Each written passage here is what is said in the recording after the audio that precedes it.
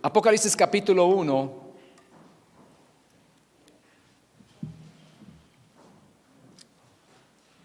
del 1 al 3.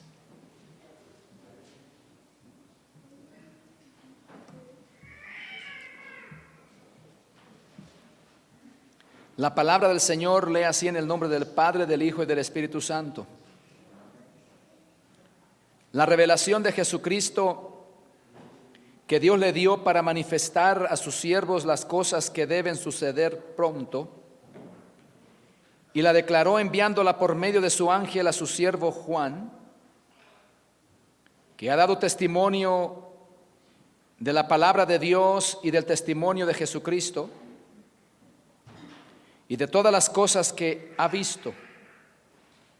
Bienaventurado el que lee y los que oyen las palabras de esta profecía y guardan las cosas en ellas escritas, porque el tiempo está cerca. Una vez más el versículo 3. Bienaventurado el que lee y los que oyen las palabras de esta profecía y guardan las cosas en ellas escritas, porque el tiempo está cerca. Ore por mí, por favor. Amado Padre, yo te doy gracias. Estoy consciente de que no soy nada, Dios mío. Solamente soy tu siervo, Señor amado, y que sin ti, Señor, sin tu unción, sin tu dirección, mi palabra estaría, Señor, simplemente vacía, Señor amado. Pero yo pido, Señor, que tu presencia en esta tarde sea guiándome tu Espíritu Santo. Limpia mis labios, como dijo el profeta Isaías, pasa un carbón encendido, Señor amado, y que sea tu presencia, Dios mío, que sea tu Espíritu hablando a nuestras vidas a través de tu palabra. Yo te doy gracias, yo te bendigo y te pido, Señor, que ese ambiente de tu Espíritu Santo permanezca y que el corazón de mi hermano, su mente esté dispuesta, Señor, su intelecto, para que tu palabra pueda ser recibida, pueda ser atesorada y pueda ser puesta en práctica para la gloria de tu nombre, Señor. Yo te doy gracias y te bendigo y te pido, Señor, por los que nos están escuchando también y mirando a través de la plataforma Facebook, que también, Dios mío, alguien sea beneficiado con esta palabra, alguien sea bendecido.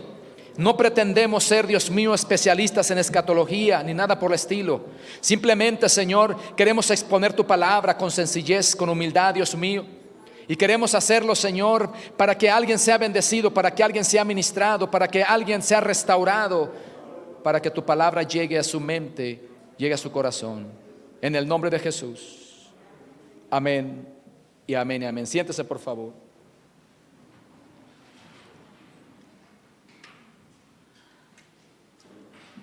Quiero hablarles sobre las 7 bienaventuranzas de Apocalipsis. En la Biblia encontramos, especialmente en el Nuevo Testamento y también el Antiguo Testamento, muchos pasajes a donde se encuentra esta expresión, esta palabra, bienaventurado, que significa literalmente feliz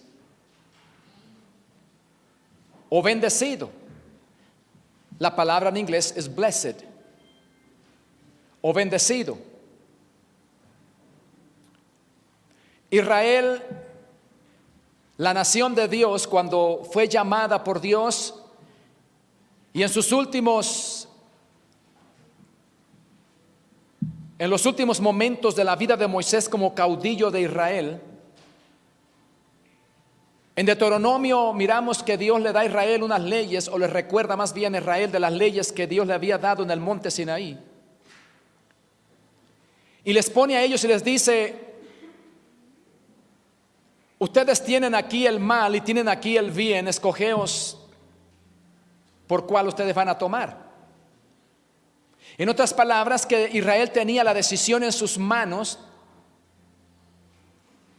de servir a Dios y seguir su palabra y sus decretos y los mandamientos y ordenanzas que se les había dado en el monte Sinaí. Ellos tenían la opción de seguirlas y ser bendecidos y entrar a la tierra prometida y disfrutar de esa tierra y vencer a sus enemigos y tomar posesión del lugar que se les había prometido cientos de años antes a través de los patriarcas, a través de Abraham y otros. Pero todo estaba basado en una decisión de ser obedientes al mandato, a la palabra que Dios les había dado. Allí estaba todo, hermano, el secreto de su victoria, o hermano, o la clave más bien. La clave de su victoria estaba en la obediencia. Si ustedes guardan mis preceptos, si ustedes siguen el buen camino, yo los voy a introducir a la tierra que yo le prometí a mi siervo Abraham, a todos los patriarcas. Y la promesa estaba en pie, pero había una condición. La condición era que ellos se mantuvieran guardando la palabra. La palabra de Dios se convierte, por otro lado, en el único mandato que el hombre tiene que seguir para servir a Dios. No hay otra palabra, no hay otra ordenanza, no hay otra revelación. Apocalipsis es el libro, si podemos decir así, de la culminación de todas las cosas. Apocalipsis es el clímax del cumplimiento de muchas profecías y de la conclusión de una era de la humanidad. En Apocalipsis se resumen muchas cosas del Antiguo Testamento.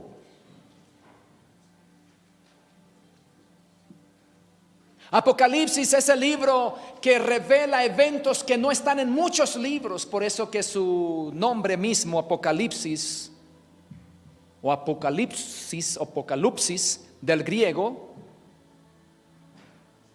significa remover el velo, develar algo, remover la cortina para ver algo que nadie había visto que estaba atrás. Eso es simplemente Apocalipsis. Porque Apocalipsis lo que hace, hermano, es revelar el plan, gloria al Señor, futuro de Dios, el plan, amén, en el propósito de Dios. Apocalipsis, hermano, nos da a nosotros, amén, una idea de lo que sucederá en el porvenir. Nos da la idea, gloria al Señor, de cómo es que funcionarán muchas cosas después que haya venido Cristo por su iglesia. Nos da la idea, hermano, muy precisa de las cosas que todavía no han venido a este mundo, pero que pronto vendrán. Amén. Y yo creo, hermano, que este libro es el libro que sin su escritura, muchos libros, especialmente en el Nuevo Testamento y algunos libros proféticos con contenido escatológico, como lo es Daniel directamente, no tendrían mucho sentido. Porque Apocalipsis se convierte en el libro que es prácticamente revelado directamente de Dios. Dios le da, amén, al ángel aquel libro al Señor, el libro del Señor, amén, a través del ángel para dárselo y revelárselo a Juan. Es decir, es una escritura directamente del cielo. No es una concepción en la mente del apóstol Juan. Juan no concibió las ideas. Juan no se inventó Apocalipsis. No, Juan recibió de un ángel aquel mensaje glorioso. Por otro lado, Apocalipsis es un libro que le da a algunas personas, algunos predicadores, les da temor leerlo, algunas congregaciones llamadas cristianas, algunos pastores llamados cristianos, ni siquiera se atreven a tocarlo porque creen que es un libro de misticismo, es un libro meramente simbólico y que lo que va a hacer es asustar a las personas y que no conviene hablar sobre ese libro. Pero si no hablamos sobre Apocalipsis, difícilmente podíamos comprender el plan completo de redención. Difícilmente podíamos comprender muchas cosas del porvenir. Y aunque en esta tarde no vamos a decir todo eso porque este es un libro de estudio que nos tomaría meses hacerlo, pero su contenido es extraordinario. Su escritor es un hombre muy cercano a Jesús. Su escritor es un hombre que recibe un llamado muy especial. Su escritor es un hombre de quien Jesús dijo que él iba a quedar hasta que Cristo viniera. Sus discípulos no entendieron esa palabra cuando preguntaron, cuando el Señor comenzó a dirigirse a cada uno de ellos y comenzó a decirles al Señor lo que sucedería en sus vidas, y a Juan lo iba dejando a un ladito. Y parece, hermano, que los discípulos le preguntaron: Señor, como queriendo decir, ya has dicho de nosotros lo que nos va a suceder, y a este qué. Y él les dijo: en cuanto a a ustedes, ¿qué les importa? No dijo así, pero dijo: a ustedes qué. Y añade y dice: yo quiero que este quede hasta que yo venga, es decir, a Juan. Ellos no entendieron tampoco esa declaración, porque Jesús dijo a Juan que él quería que él quedara hasta que Cristo viniera. Y algunos pensaron: wow, Juan Señor, ha sido bendecido porque Juan va a quedar hasta que Jesucristo venga, va a vivir posiblemente cientos o miles de años. Pero Jesús no se refería a la venida en este tiempo, se refería a la venida en Apocalipsis, se refería cuando Cristo viniera en su revelación, porque Juan es el único que sobrevive, amén, a los mártires de todos los apóstoles que fueron martirizados. Fue el único, amén, Señor, que fue torturado, que fue llevado a la isla de Patmos por causa de la palabra del evangelio, que fue llevado allá, pero que Juan no murió, sobrevivió. Aquel anciano de 90 y pico de años ahora está, hermano, en una isla desierta, en una isla que no tiene, hermano, vegetación, porque se cree que ese lugar es un lugar de rocas, un lugar muy pequeño, que todavía existe, obviamente. Allí ponían las personas condenadas. Allí prácticamente los dejaban a su hermano, a sus propias expensas. No había, hermano, una comidita por lo menos al día amén, Señor, como presos. No, estaban sueltos en esa isla. Tú vas a quedar allí, vas a sobrevivir como puedas. Allí no había servicios. Allí fue lanzado aquel hombre, allí fue, hermano, llevado Juan, ese hombre anciano, ese hombre que pudo resistir, hermano, todos los golpes, todas las torturas que él sobrevivió, porque Dios tenía un plan con él, porque la palabra se estaba cumpliendo. Sí, yo quiero que él quede hasta que yo venga. Allí Juan, hermano, en esa comunión íntima con Dios. Allí Juan, hermano, apartado con Dios. Allí Juan, hermano, aislado del resto del mundo, sin ningún conocimiento de lo que estaba sucediendo en el mundo. Ahora Juan comienza a recibir una revelación extraordinaria. Amén. Era Jesús que tenía, hermano, que su contenido era sumamente poderoso. 2000 años hoy estamos leyendo lo que Dios le revela a Juan. 2000 años hoy estamos viendo algunas de las profecías, gloria al Señor, que están por cumplirse. 2000 años hoy estamos leyendo el contenido de esa revelación de aquel hombre en aquella isla.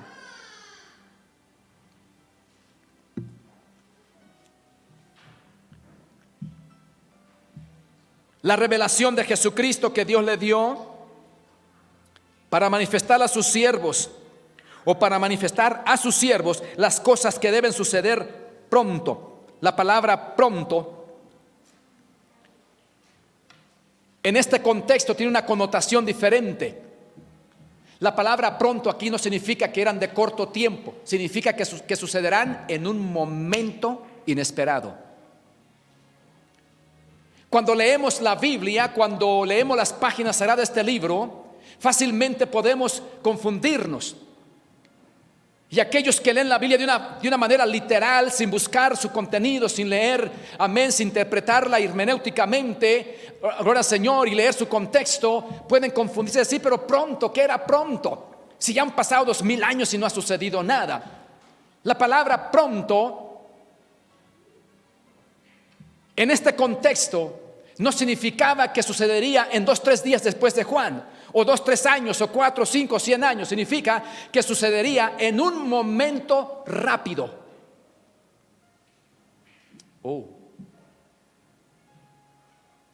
Porque han pasado 2000 años. Ha pasado una era importante en la historia de la humanidad. Dese de cuenta, hermano, que cuando usted lee la Biblia, siempre va a encontrar cada periodo de tiempo, de años, ¿verdad, Señor? De cientos, incluso de miles, algo grande que acontece en la historia de la humanidad. Digamos que el primer gran acontecimiento en la historia, hermano, de la humanidad, ¿verdad, Señor? Sucedió, amén, algunos 1500 años aproximadamente, o acerca de 1000 años aproximadamente, el arca de Noé. Fue el gran acontecimiento de la historia. Marcó un antes y un después. Algunos científicos de la arqueología han encontrado vestigios, amén, de que el arca, de que ese evento tomó lugar. Los incrédulos no niegan, eso no importa, pero fue el gran acontecimiento de la historia. Hubo otro muy grande, hace 2000 años. El nacimiento de Jesucristo. El nacimiento de este hombre, Dios, que cambió el destino de la humanidad para siempre, que cumplió cientos de profecías del Antiguo Testamento en su nacimiento, concepción, nacimiento, vida, muerte y resurrección.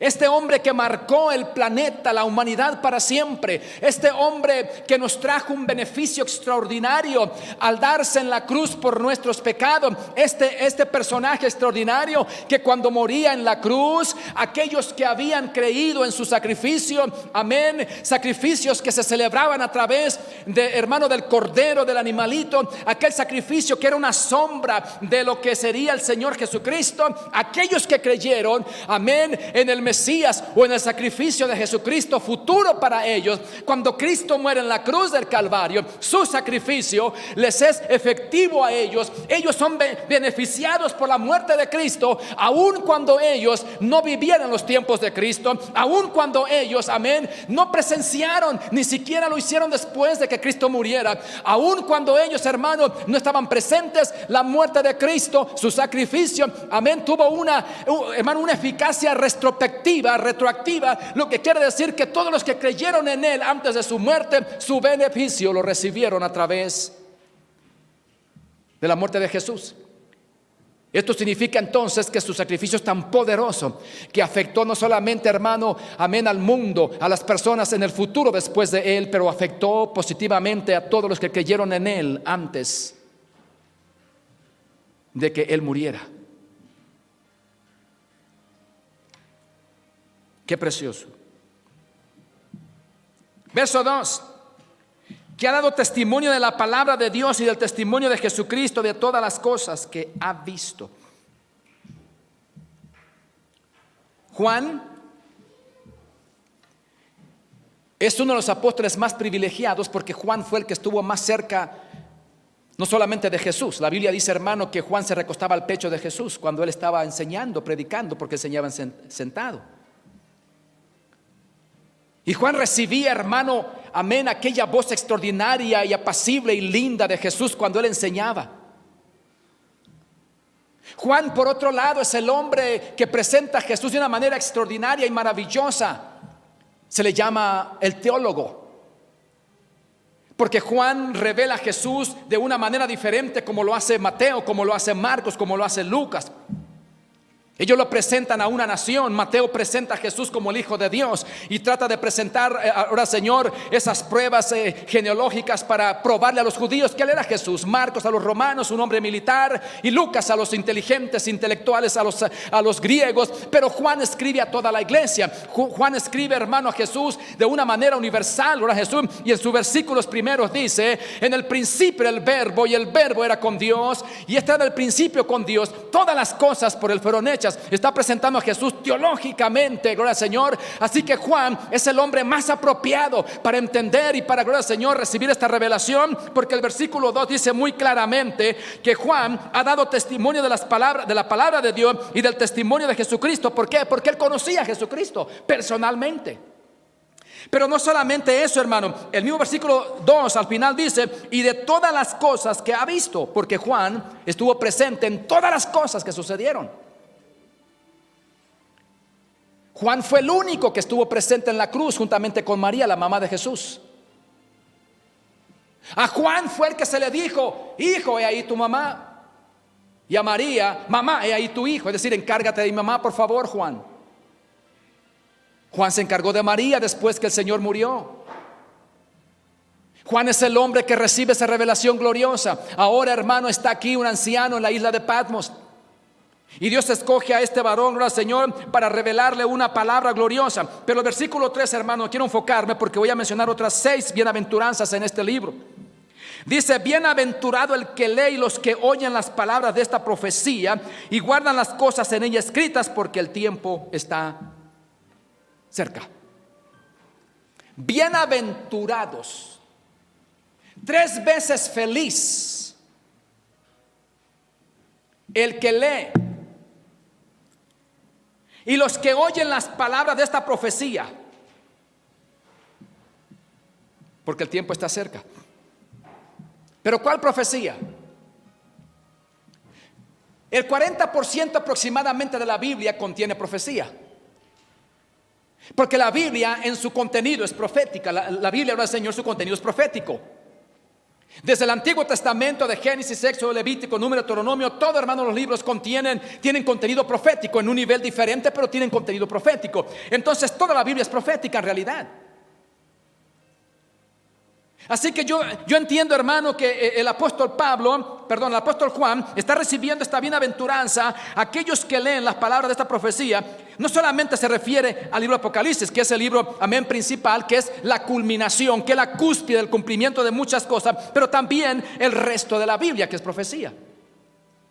¿Por qué es importante leer la Biblia, hermano? El que lee la Biblia tiene posibilidades mucho más altas de poder tener una comunión con Dios, de poder conocer más a Jesús, de poder acercarse más a Jesús. La gente que no lee la Biblia, gloria al Señor, va a conocer muy poco, no solamente de la Biblia, pero va a conocer muy poco del Señor. Y nosotros, los cristianos, debemos de leer la Biblia con propósito. Hay que leerla con intención, hermano, no de saber simplemente una historia. Hay que leerla porque allí Dios nos revela, aunque no lo entendamos, aunque creamos, hermano, que simplemente es leerla. No, hermano, cuando usted lee la Biblia, amén, su intelecto se va enriqueciendo, y cuando usted lo acompaña de una oración, entonces este libro glorioso, hermano, al empapar su conocimiento, al abrazar, hermano, al Señor, su intelecto, hermano, usted es una persona que puede llegar, hermano, a conocer tanto de Dios, porque este libro nos revela a Dios.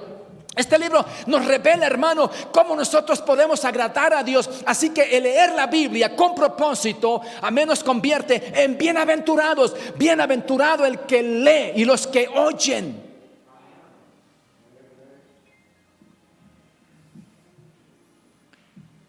Queremos hacer una campaña de lectura bíblica. Dice un dicho popular que la lectura es cultura. Yo digo, hermano, aquí que la lectura es vida de la palabra de Dios. La lectura es vida. ¿Por qué muchos cristianos no conocemos bien a Dios o la palabra? Porque no la leemos. Hay personas, incluyendo, hermano, entre nosotros como creyentes en la comunidad cristiana, gloria al Señor, que muy poco leen la Biblia. La Biblia es un libro que muy poco se lee, hermano.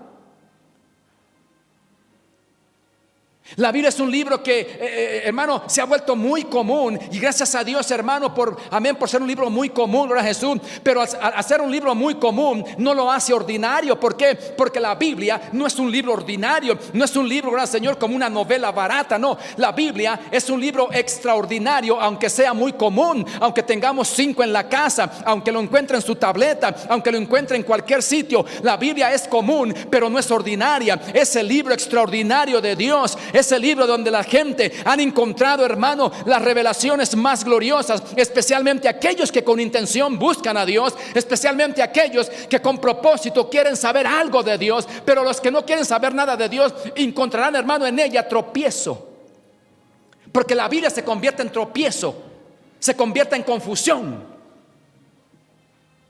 Y Dios confunde la mente de los impíos cuando leen la Biblia. ¿Por qué? Porque su corazón no es sincero, porque su corazón es para contradecir a Dios, porque su corazón es para contradecir al Señor, a la iglesia, a los creyentes, y la leen con ese propósito. Y algunos se confunden, y hay tanta gente en el mundo ignorante, alabado sea el Señor, que mejor, hermano, se ponen a leer las profecías de Nostradamus, mejor se ponen, hermano, a leer al Señor cualquier literatura barata. Pero la Biblia no le encuentran, gloria al Señor, no le encuentran sabor, no le encuentran sentido, porque su vida, hermano, está, gloria al Señor, con un velo. No les ha resplandecido la luz de Cristo. Pero cuando nosotros conocemos a Jesús, no solamente amamos a Jesús, amamos, gloria al Señor, su palabra, amamos, hermano, sus dichos, leemos su palabra y no encontramos tropiezo en ella. Y Cristo dijo: bienaventurados aquellos que no encuentran tropiezo en mí.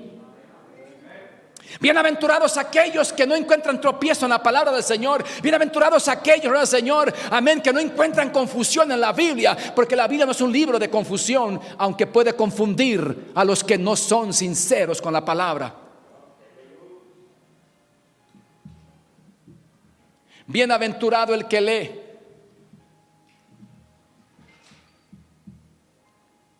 El profeta Daniel dice, hermano, al Señor, que hablando de los postreros tiempos, dice, hermano, gloria a Jesús, que los justos resplandecerán como la luz, como la aurora, y los que anuncian, los que enseñan la verdad a perpetua eternidad. Cuando usted y yo le comunicamos el mensaje a alguien, le estamos dando, hermano, el mensaje más glorioso. ¿Por qué cree usted, hermano, que el diablo se va a oponer totalmente? ¿Por qué cree, hermano, que el diablo se ha inventado todo tipo de mentiras para engañar y desviar a la gente de la verdad? Porque él sabe que la verdad nos hace libre. Él sabe que cuando la gente conoce la verdad del evangelio, son hechos libres, hermano. Cuando usted conoce la verdad de Jesucristo, cuando yo conocí la verdad del Señor, me hizo libre. ¿Por qué? Porque la ignorancia nos ata. La ignorancia nos, hermano, nos priva de bendiciones. La ignorancia nos priva de conocer quién es Cristo. La ignorancia nos priva, hermano, de grandes cosas que Dios tiene para nosotros, porque ignorar a Dios no debe de ser ninguna excusa, porque tenemos un libro extraordinario allí. Bienaventurado el que lee. El principio de toda vida cristiana fundamental debe de ser leer la Biblia. Por eso, hermano, que estamos siempre nosotros haciendo hincapié: vengas a la clase bíblica. Es que me da sueño, pastor. La participación tuvo muy buena ahora y queremos que los hermanos participen siempre, porque eso le va a ayudar muchísimo en su vida. Bienaventurado el que lee, no solamente, pero también los que oyen.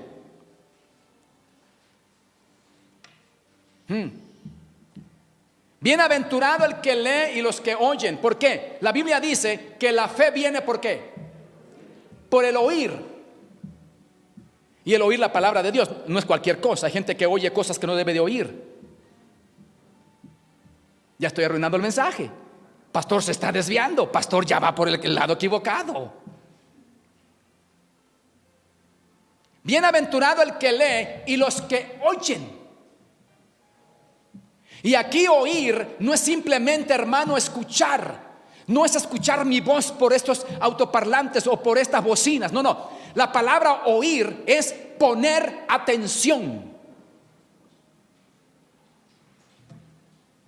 Es estar atento.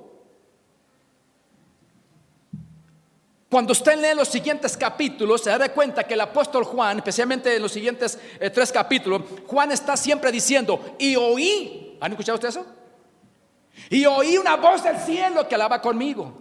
Y oí una voz como de estruendo, como un estruendo de muchas aguas. Y oí la voz de los ángeles. Y oí las trompetas. Porque todo se trata de oír. Hay gente que puede estar escuchando pero no oye.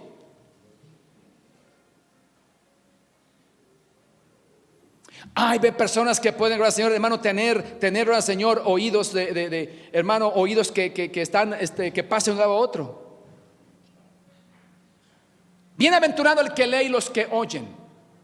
¿Por qué es importante e interesante oír, hermano? Porque ya dije que oír no es simplemente estar escuchando. Oír significa poner atención para guardar aquello, gloria al Señor, para ponerlo en práctica. Porque ese es el próximo, gloria al Señor, amén, la próxima bendición que está allí. Bienaventurado el que lee y los que oyen las palabras de esta profecía y las ponen ¿en qué? En práctica.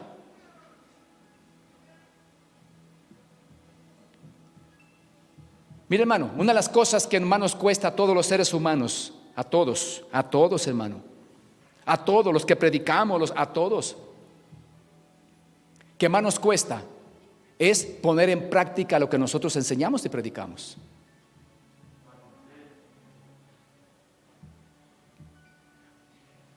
Porque poner en práctica, prácticamente se convierte, hermano, en el fruto de lo que nosotros decimos, en el ejemplo y el modelo de lo que decimos. ¿Y cómo cuesta poner las cosas en práctica? ¿Cómo cuesta, hermano, gran Señor, que tengamos que ir y decir, tienes que poner en práctica lo que dijiste, tienes que poner en práctica lo que Dios te habló también a ti, tienes que poner en práctica lo que dice mi palabra? Mira, hermano, poner en práctica es un desafío para los creyentes. Oír, no mucho problema. El asunto, hermano, es ¿qué sucede cuando salimos de aquí? ¿Qué pasa cuando usted deja este recinto sagrado? Cuando usted deja este recinto, cuando salimos de aquí. Esa palabra que predicamos, ese mensaje que se escuchó, estuvo bonito el mensaje del predicador, quien haya sido. El problema, hermano, es que ahora viene la parte más importante de nuestra vida diaria y es poner en práctica.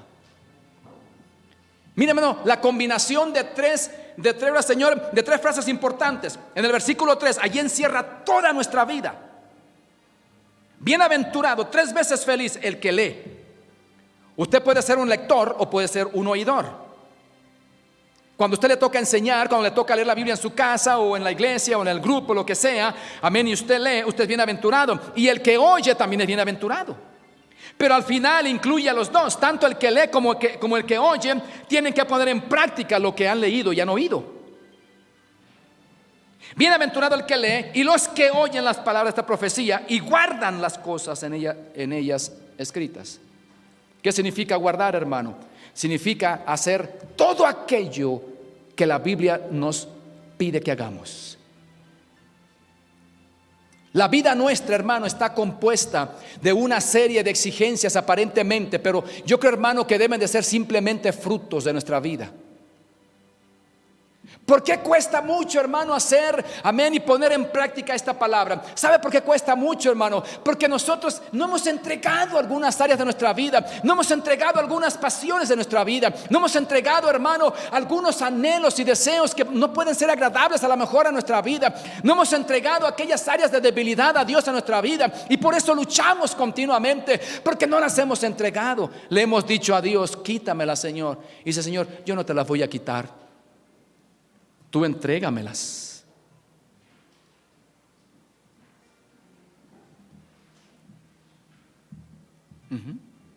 Poner en práctica. Jesucristo nos dio una enseñanza muy precisa y Él dijo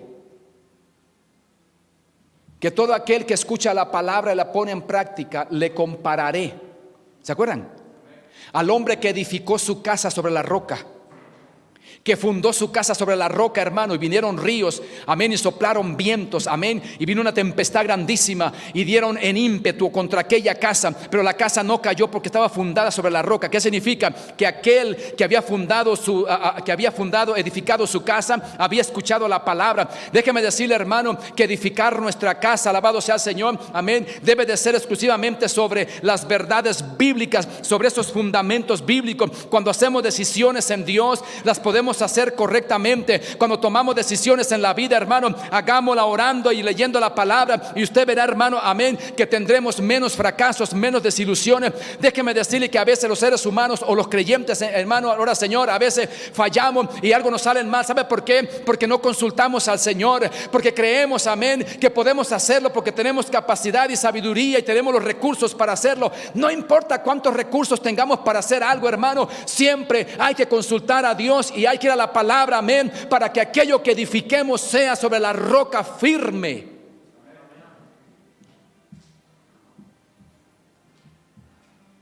Edificar nuestra casa. Y dice el Señor: y aquel que oye la palabra y no la hace, le compararé a otro hombre que edificó su casa sobre la arena. Edificó su casa sobre la arena. ¿Qué es más fácil, edificar una casa sobre la roca o sobre la arena? Y otra pregunta: ¿qué es más entretenido y fun? ¿Hacer una casa en la roca o una casa en la arena? En la arena. Porque en la arena no se requiere esfuerzo.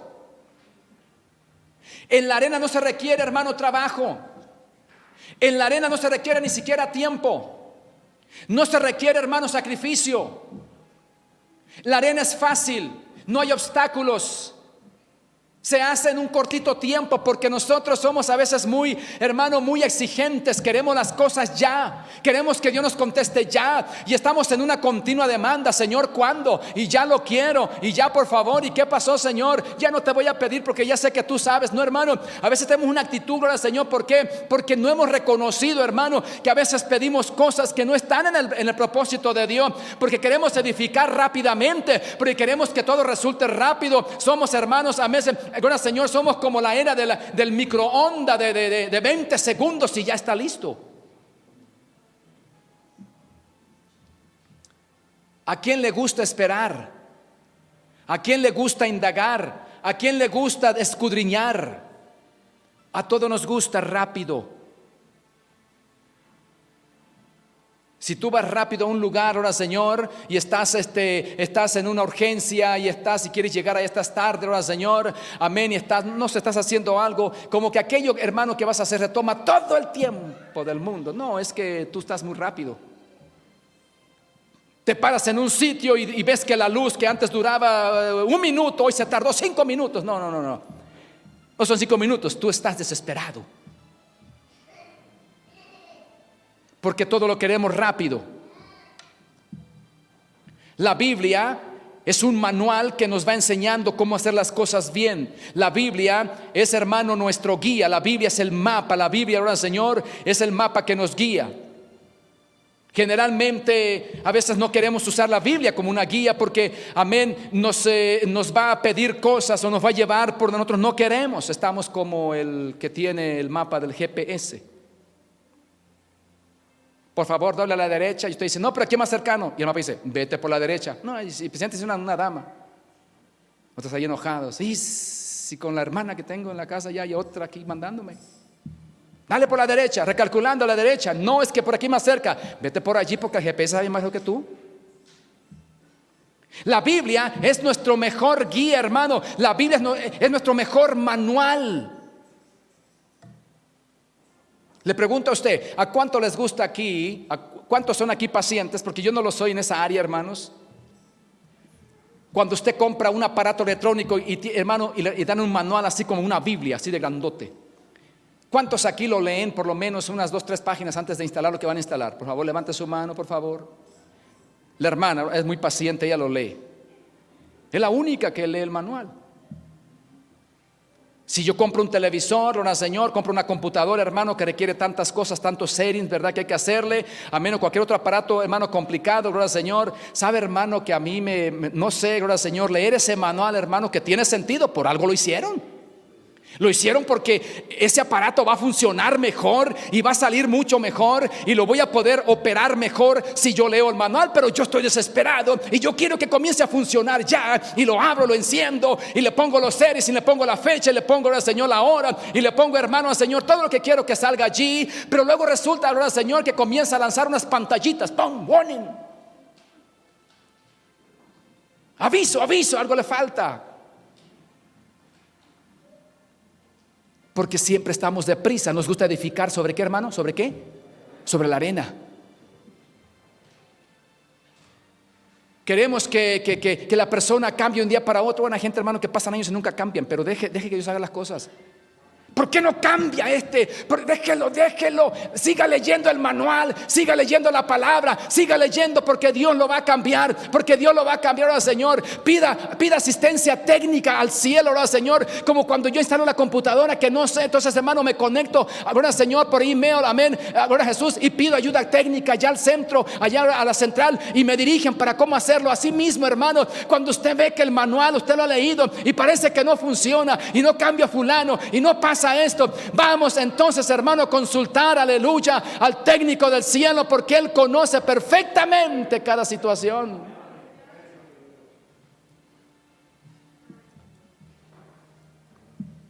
Bienaventurados los que leen y los que oyen las palabras de profecía y las guardan porque el tiempo está cerca. Quiero avanzar al Señor, no quiero durar mucho. Apocalipsis capítulo 14 y verso 13 dice, otra bienaventuranza, la segunda: y oí una voz que me decía desde el cielo, escribe, bienaventurado de aquí en adelante los muertos que mueren en el Señor. Sí, dice el Espíritu, descansarán de sus trabajos, porque sus obras con ellos siguen. ¿Por qué el apóstol está hablando de esto? La gran tribulación, hermanos, será un evento bastante doloroso, bastante triste. Yo no le recomiendo que usted se quede a la gran tribulación. No le recomiendo que usted sea indiferente a Dios y se quede a verle la cara al anticristo, porque la iglesia no le verá la cara al anticristo. La iglesia no pasará por la tribulación. El Señor los librará de la ira. La iglesia no puede pasar por la tribulación. Algunos arguyen, algunos dicen, algunos afirman que para que la iglesia sea purificada tiene que pasar por la gran tribulación. Y yo pregunto, ¿no es suficiente el sacrificio de Cristo para purificar la iglesia, que tiene que pasarla por la gran tribulación? Si la iglesia pasa por la gran tribulación para ser purificada, entonces el sacrificio de Jesús fue insuficiente. Yo no creo ese concepto, no creo, hermano, al Señor, amén, esa filosofía, porque no es correcta, no es teológicamente ajustable, correcta al sacrificio de Jesús, para nada. La iglesia no necesita ser purificada, porque ella fue purificada en el Calvario cuando Cristo murió, y murió por nuestros pecados, aleluya. Y el Espíritu Santo viene y nos aplica el sacrificio de Cristo y nos purifica y nos limpia de todo pecado y nos cubre con su gracia, nos cubre con su amor. Ese es suficiente.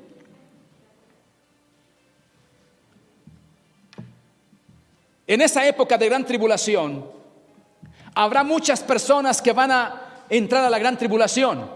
Habrá muchas personas que van a entrar a este tiempo difícil de la historia, el más triste de la historia, el más feo, durará muy cortito, porque por causa de los escogidos se acortará ese tiempo.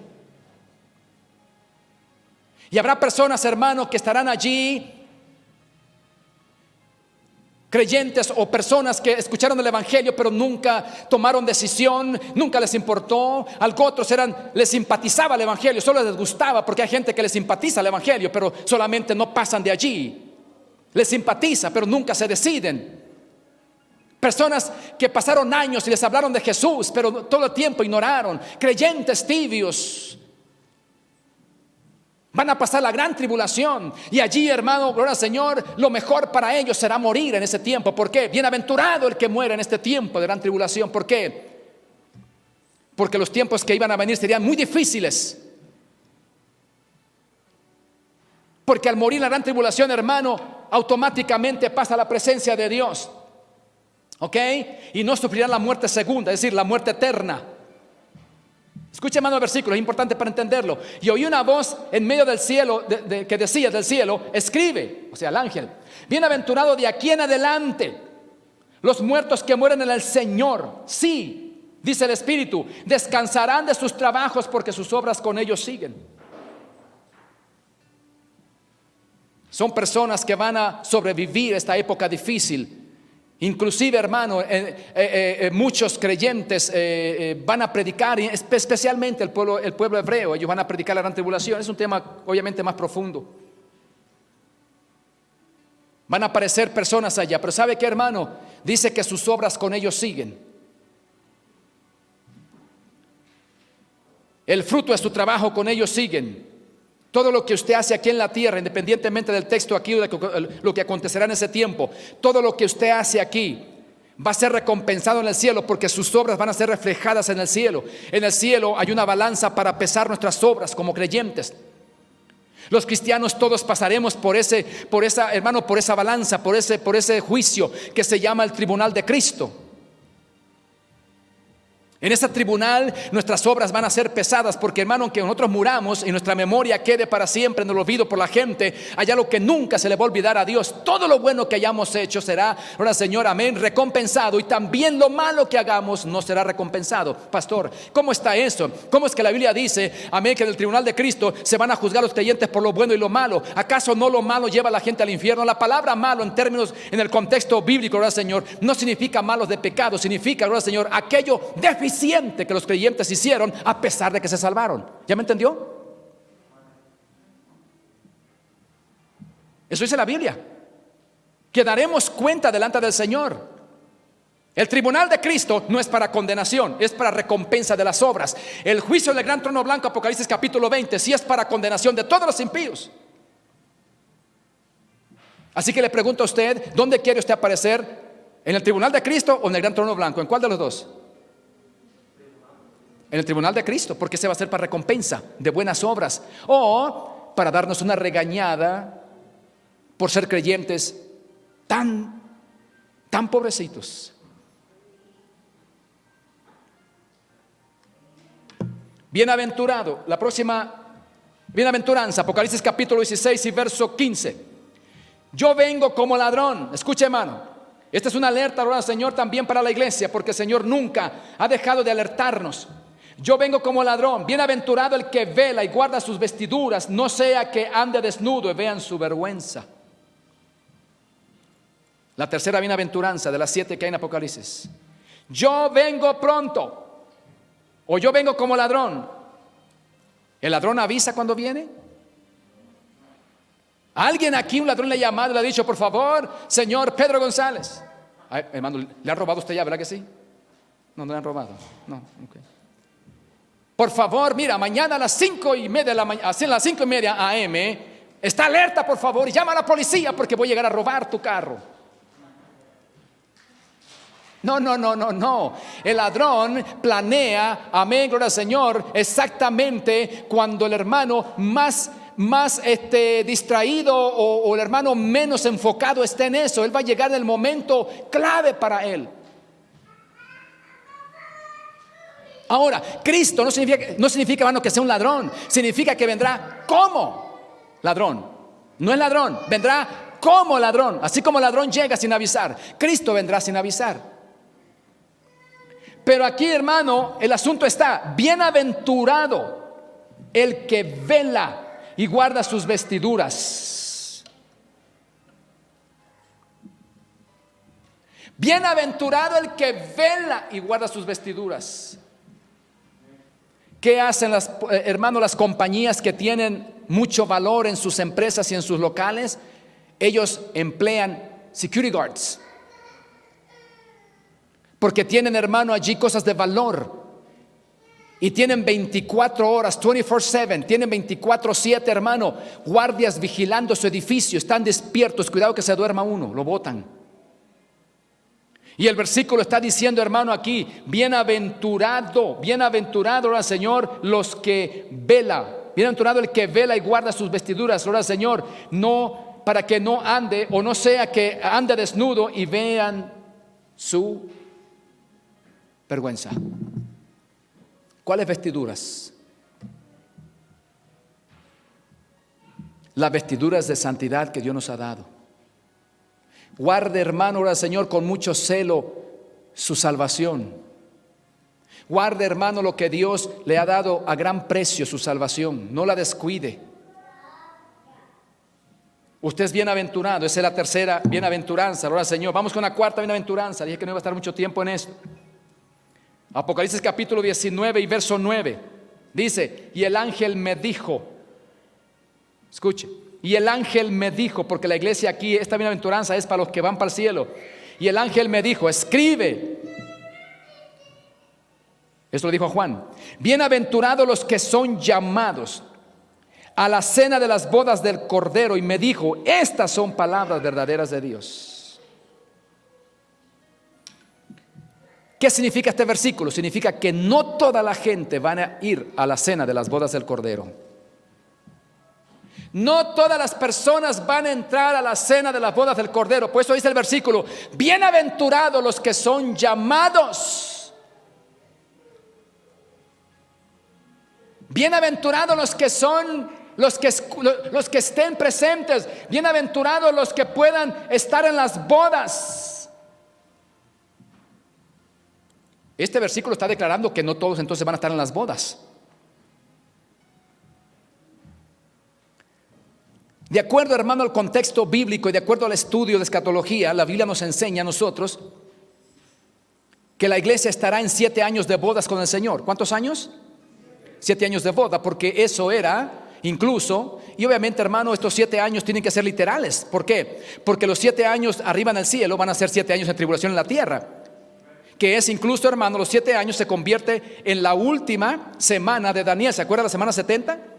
La semana 70 se convierte en 7 años de bodas.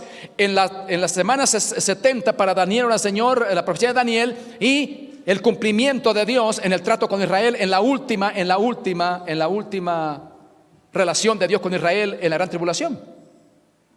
Entonces la iglesia está 7 años en el cielo celebrando bodas. Será, hermano, un evento extraordinario.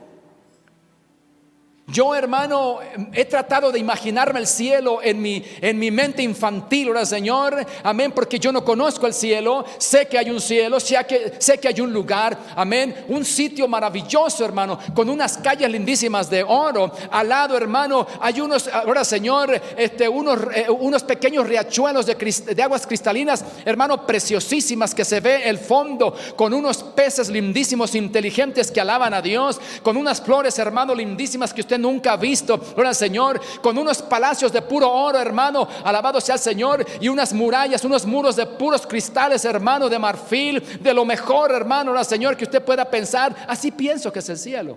No estoy muy lejos, creo. Allí entrará la iglesia gloriosa, allí entraremos nosotros. No se acomode mucho en este mundo, hermano. No nos acomodemos mucho en este mundo. Mire, hermano, la vida pasa bien rápido. Pasa tan rápido, hermano, que de repente, pum, nos vamos. Hello. Nos vamos.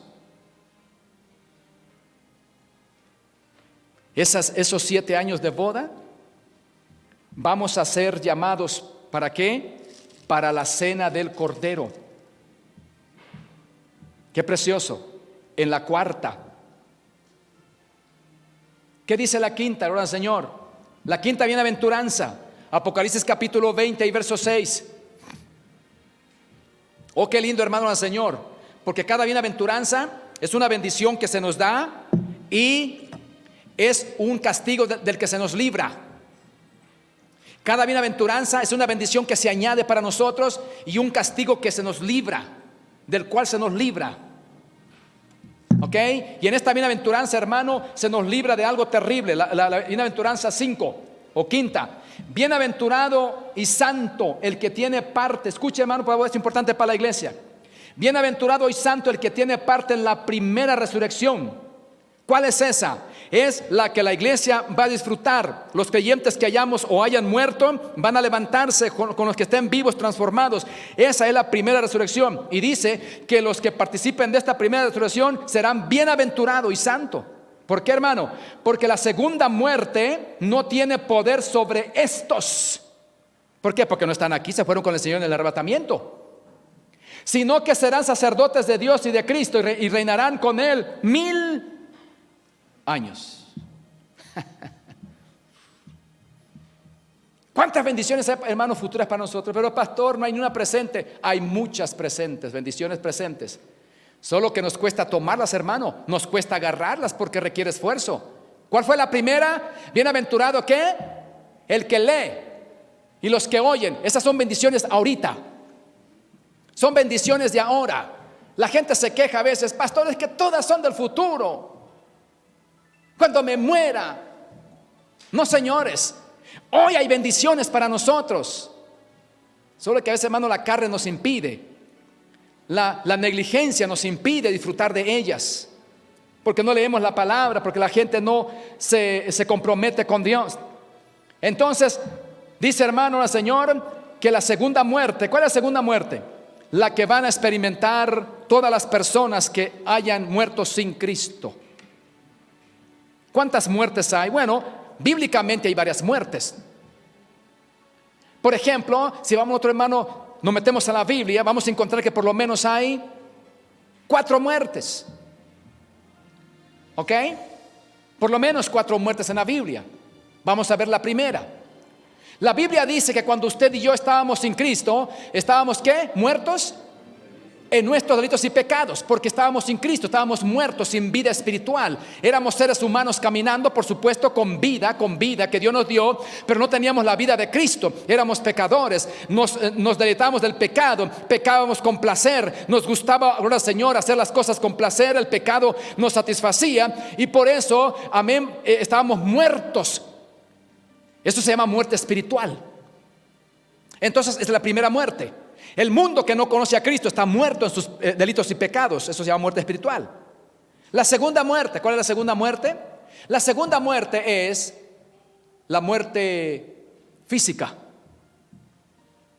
La muerte física, si Cristo no viene y nos lleva a los que estamos aquí, y se tarda todavía un tiempo, seguramente que la mayoría que estamos aquí, excepto tal vez los niños o jóvenes, vamos a morir. ¿Correcto? Esa es la muerte física.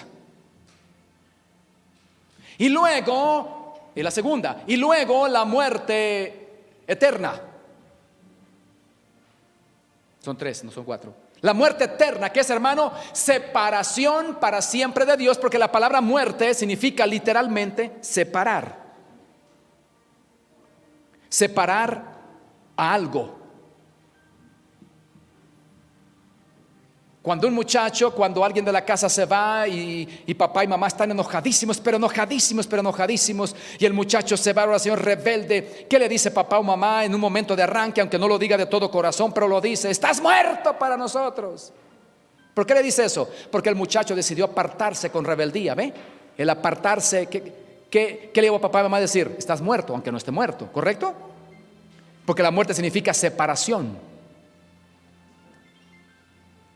Por eso, hermano, al Señor, que el versículo dice, bienaventurado y santo el que tiene parte. ¿Cuándo, hermano? Cuando te vayas con Cristo. Escuche, iglesia, por favor. Bienaventurado y santo el que tiene parte en la resurrección de los muertos de Cristo. Segunda de Tesalonicenses capítulo 4 y verso 13, léalo en su casa. ¿Ok? Esos muertos son bienaventurados porque ellos no van a pasar la segunda muerte. Oh, qué lindo. La segunda muerte no tiene poder sobre estos, nada. Sino que serán sacerdotes de Cristo, de Dios, y reinarán con Cristo 1000 años. El milenio es un tema que no lo voy a tocar porque es un tema muy amplio. Sexta bienaventuranza, Apocalipsis capítulo 22 y verso 7. Vengo pronto. Una advertencia para la iglesia. Una advertencia para la cristiandad en el mundo entero. Todos aquellos que han sido redimidos con la sangre de Cristo. Hay una advertencia, vengo pronto. Bienaventurado el que guarda las palabras de la profecía de este libro. ¿Por qué, hermano? Porque la única manera de perseverar es guardando la palabra.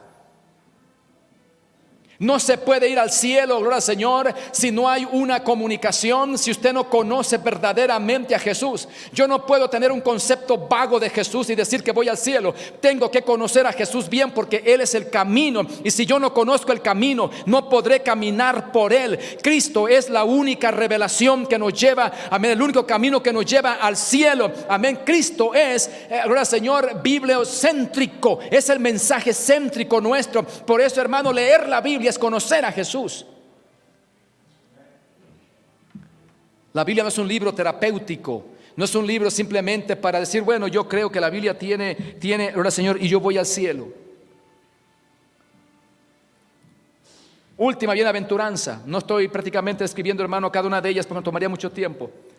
Es la última.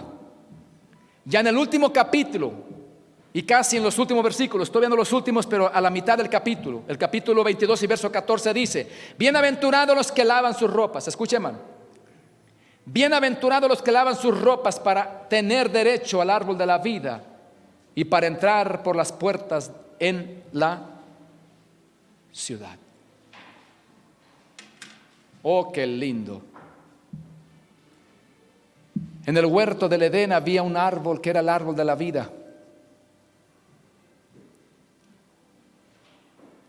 Y ese árbol le iba a dar a Adán y a Eva y a todos los que vinieran, si no hubiese pecado, vida para siempre en la tierra.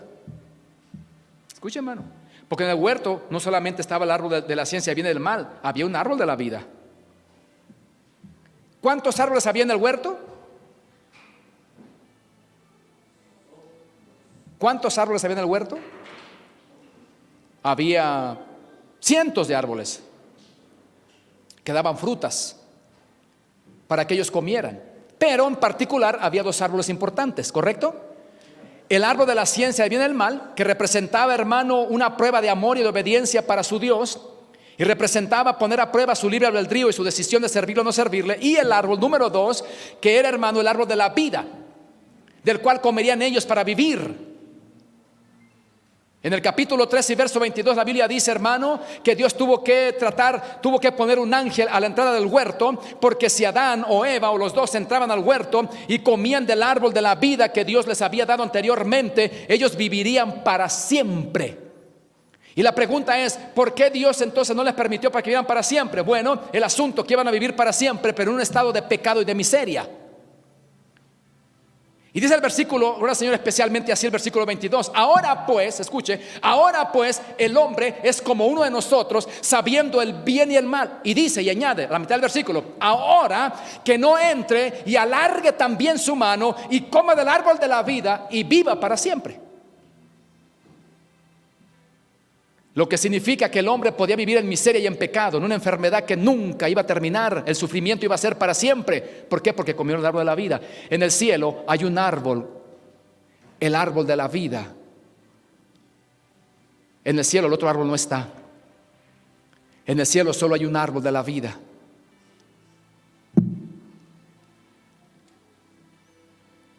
En el cielo solo hay un árbol maravilloso, del cual tendrán derecho aquellos que tienen sus ropas, que han lavado sus ropas en la sangre del Cordero. Y también van a poder entrar por las puertas de la ciudad. ¿Cuál ciudad? ¿Cuál ciudad? La ciudad gloriosa.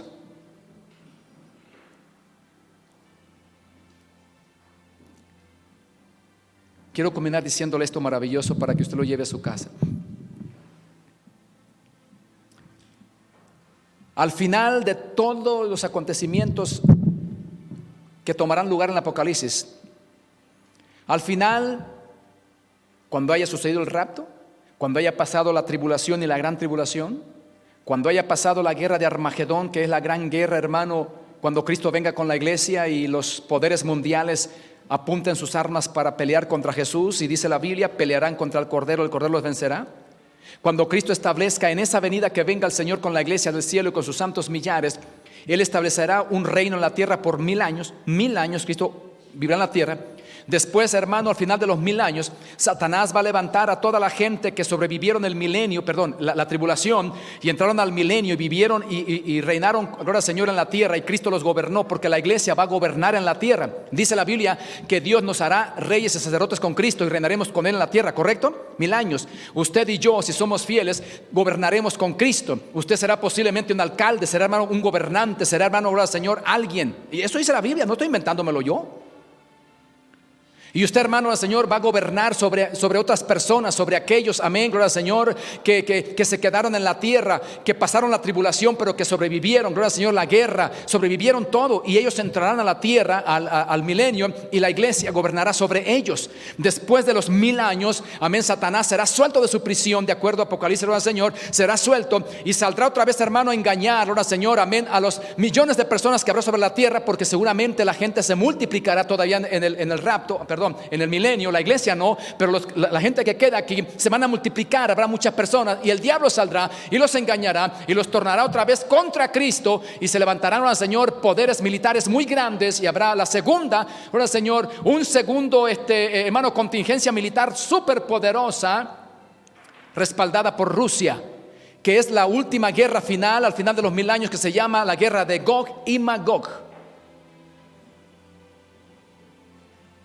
Y después, hermano, cuando, gloria al Señor, el mundo llega a su final, cuando hay, hermano, una destrucción, cuando hay, hermano, una guerra poderosa, terrible, el mundo termina, todo se acaba, gloria al Señor, amén, y aparece el gran trono blanco, y allí se juzgan a todos los impíos. Pero también, hermano, después, gloria al Señor, amén, de eso viene la iglesia, amén, cuando la tierra ya no existe, no está la tierra en su órbita, la Biblia, eso dice la Biblia, no estará en su órbita, del cielo descenderá la nueva Jerusalén, una ciudad flotante, hermano, flotante en el espacio, como una gran ciudad, como una, hermano, como un spaceship, como una gran nave espacial inmensa, gloria al Señor, grandísima, hermano, linda, de oro, flotará en el cielo, en el espacio, amén, y allí vendrá la iglesia con Cristo. Esa se llama la nueva Jerusalén, la Jerusalén del cielo, a donde vendrá la iglesia. Eso es una verdad, hermano, y yo la creo, gloria al Señor. A lo mejor es difícil de escribirla, no importa, la Biblia dice cosas maravillosas, amén, no para que, gloria al Señor, podamos probarlo, no probarlo, lo dice porque así son. Si lo creen o no lo creen, ese es asunto de nosotros, pero son verdades bíblicas. Vendremos, hermano, en esa ciudad gloriosa,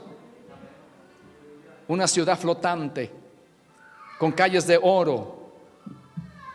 Ese es el destino nuestro. No vale la pena reunirnos aquí a adorar al Señor. No vale la pena, hermano, usar este lugar como una antesala de adoradores. No vale la pena llenarnos de Dios y levantar nuestras manos y decir: Señor, gracias, porque ese lugar es real, porque es maravilloso. Estas 7 bienaventuranzas de Apocalipsis son totalmente para nosotros. Cada una de ellas contiene una recompensa gloriosa si entramos en ella y nos libra de condenación, de castigo. Bienaventurado el que lee, bienaventurado el que está listo, bienaventurado el que, amén, el que tiene sus ropas, bienaventurado al Señor, amén, el que no va a pasar la gran tribulación, bienaventurado los que, amén, serán los que no van a pasar por la segunda muerte, sino que en la primera resurrección se van. Hay un montón de bienaventuranzas. Yo quiero disfrutarlas, quiero llevarlas todas en mi vida, porque vale la pena servir a Dios. Vale la pena que usted se esfuerce. Por favor, mi hermano, usted no está perdiendo el tiempo aquí. Usted es inteligente, usted está edificando su futuro en este día. Póngase de pie, por favor. Póngase de pie, la iglesia.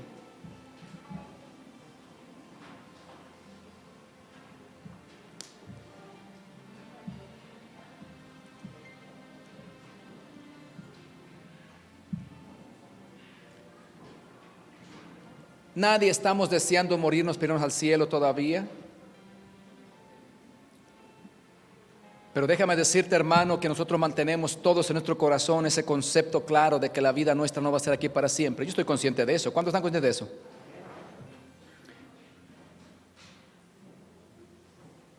Y que ese lugar maravilloso, que esas 7 bienaventuranzas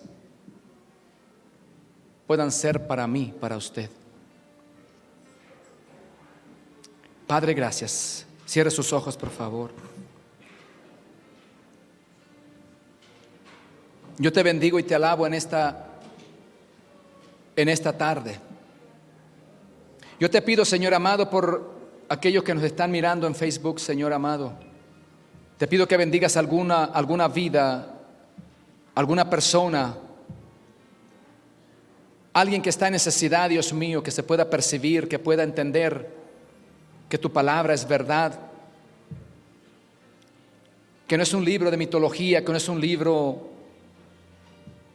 de misticismo, que es un libro de realidades, un libro de revelación profunda que no se puede entender si no hay un compromiso y no hay una relación personal con su autor. Padre, te doy gracias por tu pueblo también aquí en esta tarde. Te pido que bendigas a tu pueblo, que estemos alerta a tu palabra, que estemos, Dios mío, dispuestos a recibirla siempre, Señor amado, que haya un resultado de tu palabra, que seamos, Dios mío, que la pongamos por práctica, como dice la primera bienaventuranza, que la pongamos por práctica, que la leamos, que la escuchemos, pero también que la pongamos por práctica. Yo te doy gracias y te pido por tu pueblo, Señor, por tu iglesia, por mis hermanos, por cada uno. Que esta palabra la lleve en el corazón y en su intelecto, en su espíritu grabada, Señor, para la gloria de tu santo nombre. Yo te doy gracias y yo te bendigo, Señor. Amén y amén.